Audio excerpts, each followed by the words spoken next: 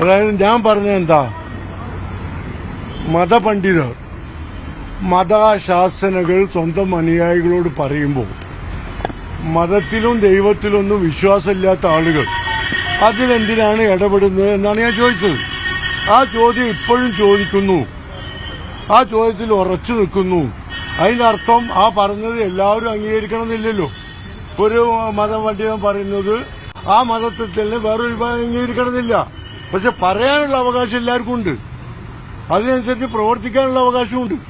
അതൊക്കെ ചെയ്യാനുള്ളവർക്ക് അവരുടെ അവകാശങ്ങളും അധികാരങ്ങളും വകവെച്ചു കൊടുക്കണമെന്ന് മാത്രമാണ്.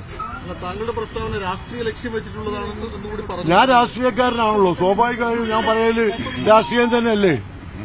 എനിക്ക് രാഷ്ട്രീയം മാത്രമേ പറയാൻ കഴിയൂ. തീർച്ചയായിട്ടും എല്ലാവർക്കും അവരുടെ മതവിശ്വാസം പ്രചരിപ്പിക്കാനുള്ള സ്വാതന്ത്ര്യം ഇന്ത്യ രാജ്യത്ത് മുസ്ലിം ലീഗ് അധികാരത്തിൽ വന്നാൽ കൊടുക്കും. അങ്ങനെ നടപ്പാക്കിയ പോരെ. പിന്നെ ജിഫ്രി പറഞ്ഞത് അവര് ഐക്യ സമസ്തയിൽ നിന്ന് പലരും മതവിധികളൊക്കെ പറയാറുണ്ട്, പക്ഷെ അതിനെ പലപ്പോഴും കൊഞ്ഞനം കുത്തുന്നതാണ്. അത് ആ കൊഞ്ഞനം കുത്തിയവരെ കുറിച്ചായിരിക്കും. ഞങ്ങൾ അങ്ങനെ കൊഞ്ഞനം കുത്തിയില്ലല്ലോ. ആരാണോ കുത്തിയത് അവരെ കുറിച്ചായിരിക്കും. അത് സത്യമാണ്, കൊഞ്ഞനം കുത്താൻ പാടില്ല.